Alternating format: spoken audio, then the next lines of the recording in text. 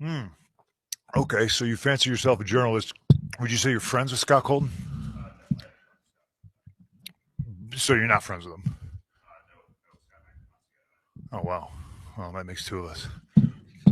My point is, if you fancy yourself a journalist, even if it's for the silly world of professional wrestling, and you have journalistic integrity, people who report things mostly that are bullshit and slanderous lies against myself. If you are friends with somebody, you blew my spot. If you're not friends with them, I apologize. But you should probably disclose who you're friends with. Um, I haven't had anything to do with Scott Colton in almost a decade. Probably wanted nothing to do with him even longer than that. It's fucking unfortunate that I have to come up here and speak on this when I'm on my time and this is a fucking business. Uh, why I'm a grown ass adult man and I decide not to be friends with somebody is nobody else's fucking business. But my friends, if I fall backwards, will catch me. Scott Colton, I felt never would have. My problem was I wanted to bring a guy with me to the top that did not want to see me at the top. Okay? You call it jealousy, you call it envy, whatever the fuck it is.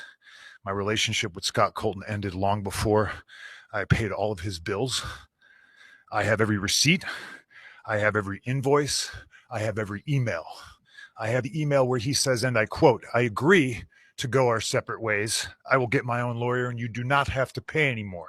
That's an email that I have. The only reason the public did not see is because when I finally had to countersue him through discovery, we discovered he shared a bank account with his mother. That's a fact. And as soon as we discovered that fact and we subpoenaed old Marcia, he sent the email, oh, can we please drop all this? Now, it's 2022. I haven't been friends with this guy since at least 2014, late 2013.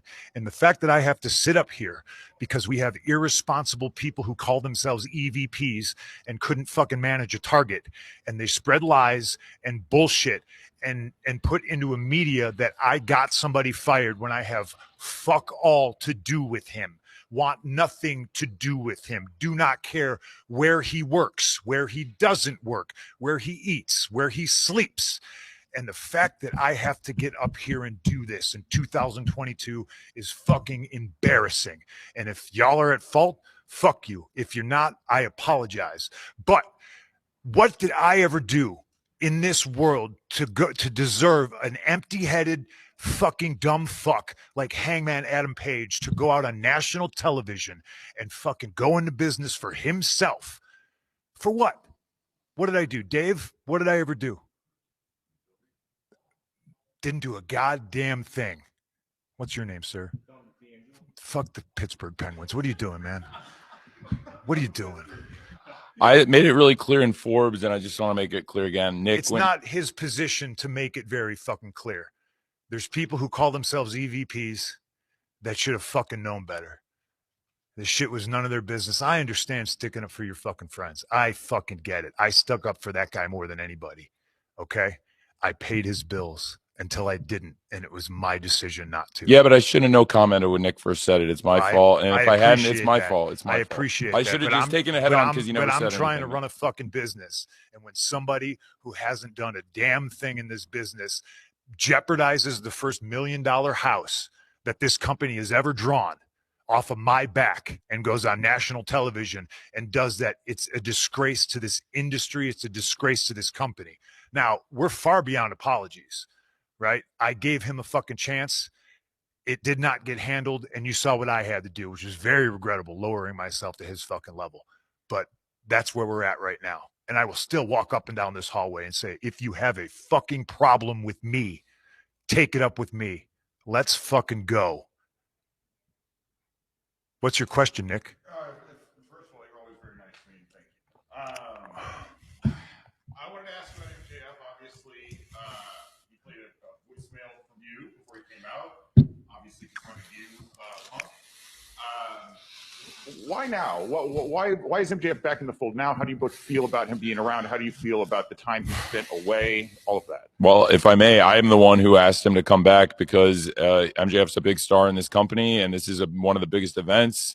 A year ago, CM Punk debuted here, and I thought it was right for the fans. And like I said, for the fans. I thought the best thing that we could do as a company was bring MJF back. Because he wants me to work with pricks constantly. That's what it is.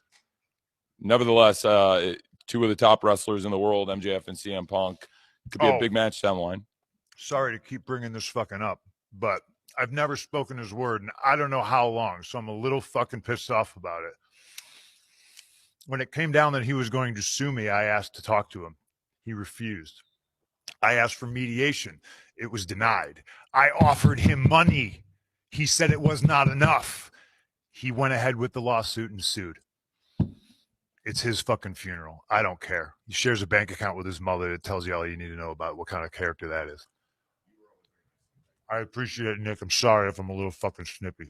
I'm hurt and I'm old and I'm fucking tired and I work with fucking children. I regret not answering your question the first time you asked it. Yeah, but I should have just taken it head on like I did with Blake and Forbes recently. We're all learning here, Tony. It's okay. Thanks. This is from Mindy's Bakery, by the way. It's a great place in Chicago. If you like pastries and baked goods, I suggest you go there. They're closed on Mondays and Tuesdays, though. Sorry about all that, Mandy. All right, thanks. So I've asked questions of presidential candidates in my old life. I don't think I've ever been as nervous as I am right now, but I'll direct this one to Tony. You saw the reaction MJF got when he came back out at the end of the night. Do you have any worries that he was cheered in Chicago while CM Punk, hometown guys in the ring? Do you have any worries about MJF he got pure boos before. He was one of the last pure heels left in wrestling that didn't try to get cheered. And now he's sort of set up as this anti-authority figure. Do you worry about what that means for the psychology going forward, especially if he's going to take on Punk? I think the fans want to see great wrestling matches. MJF's the top wrestler. CM Punk's the world champion, the top wrestler in the world. And I think having the top contenders, whoever came out of this match tonight, MJF sets up as a great challenger. And now CM Punk is the world champion. MJF being back, a lot of fans were excited to see it. But anytime somebody makes a comeback in the world of wrestling, generally you get a really big reaction. Am I worried about it? No, not really. Like, we have one of the most charismatic, popular professional wrestlers in the world right here. And frankly, the fans can react however they want. That's what's great about AEW and pro wrestling. We're not trying to tell people what to think. This is a really compelling story. People were emotionally moved. People are calling that a great ending, and I'm really glad people liked it. But the fact is, it was a great match, and it was a great ending, and now we'll see what happens on Wednesday. I'm not going to comment on that. I'll tell you why I'm upset about it. Is because if you're an EVP, you don't try to middle your top babyface. Try to get your niche audience that's on the internet to hate him for some made-up bullshit rumor. Really pisses me off. Stepping on your own dick, trying to fucking, make money, sell tickets, fill arenas, and these stupid guys think they're in Reseda. Yep, Dominic D'Angelo, adfreeshows.com. Punk, last time we were here last year, I asked you about like Terry Funk and his influence, or the legacy going on. Kind of, and this is for you too, Tony. I kind of like you've done a great job with incorporating legends throughout, the course of AEW and as it goes on. I kind of want to see what you feel about how a lot of the modern talent today can kind of utilize some of the advice and take advice from like guys like William Regal and even like Jim Ross, Tony Schiavone. I know I'm missing Jake Roberts, plenty I'm missing, I'm sure. But I just kind of want to get both your perspectives on that and how that can kind of go a little bit more to help you guys out grow as a company. We have a locker room full of pretty brilliant minds. Jerry Lynn, Dean Malenko, Mark Henry. When I came back and I cut my promo my second week here, I thought it was pretty decent. You know what I mean? Kind of blur the lines a little bit. What's he doing? How crazy Phil? He's going into business for himself. And really, I was just defending myself. But, you mix that in with attacking Moxley and mention, Kingston being the second best Kingston, which is a pretty great line. But our locker room, for all the wisdom and brilliance it has, isn't worth shit when you have an empty-headed idiot who's never done anything in the business do public interviews and say, I don't really take advice. Who the fuck do you think you are? That's stupid. I'm on a team with Barry Bonds, Mark McGuire, Sammy Sosa, and I don't need to work on my swing. I'm not going to listen to these guys. They're going to tell me how to swing a baseball. Fucking go fuck yourself. That's how I feel about it. I dare you to fucking say that to Terry Funk's face. I don't need to listen to you, Mr. Funk. I know what I'm doing. Fucking grow up. Question for Punk. Phil I'm Lindsay sorry. from Speak Bleacher up. Report. What? So we can't hear you. Sorry. Question for CM Punk. Phil Lindsay from Bleacher Report. I think it caught a lot of people by surprise your loss 2 weeks ago, and your foot injury came into play. And I wonder, how much of that came into play tonight? Because a lot of fans would assume that was part of the reason you lost, but that didn't seem to hamper you tonight. I'm wearing Danhausen's boots. This is a true story. So I assume that it's like some sort of a reverse curse. I've had a real problem with footwear. I've been trying to figure out like what to wear. And that's real life. Like I put my old wrestling shoes on and they didn't fit. I bought a new pair of 12s. They didn't fit. I've thought about wearing my gym shoes. They didn't have the stability I needed. And I bought a pair of Doc Martens because they're really comfortable. But they're too loose. And then Danhausen's like, you want to try mine on? I'm like, they're a size 10. And I put them on and they just magically fit. They're like unbelievable, like a glove. They're tight, but not too tight. They give me stability and they're comfortable as hell.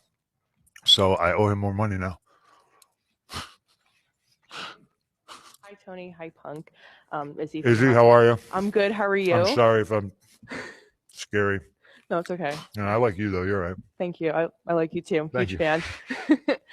Izzy from the Hot Tag with Izzy. This question is actually directed towards Punk. We saw, you got your huge win tonight. Congratulations. And then also MJF returned. What is the message that you're trying to direct towards MJF this time around? Because you did have a feud with him a couple months ago. I mean, do I have to? I guess. I don't know. I'm tired of wrestling these pricks. I'm tired of wrestling these kids that think they know everything. But I'm not the boss.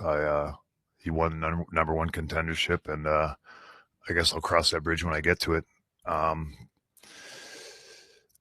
I think Max is a supremely talented individual, but this goes for him and anybody else in the locker room that doesn't want to be here. The grass is not greener on the other side. The grass is greener where you water it.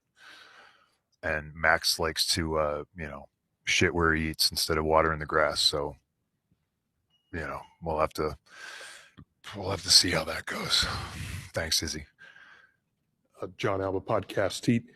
Punk, a year ago, we were in this room and it was after Adam Cole had debuted, Bryan Danielson had debuted, and you said that it had the feeling of Bash at the Beach, where there was Did I say energy. that? It was that energy. Did I say that? And a year later, here you are, world champion. Through the trials and tribulations, what's your honest assessment of the last year for you personally and professionally? I know it sounds like a pretty ridiculous statement, but I would like to think, and again, in 5 years, you'll see the impact of it. There's a chance I'm wrong. We got an uphill battle in a lot of respects. There's just so much drama and turmoil going on, but I like to believe in the place I work. We do have a very, very strong roster.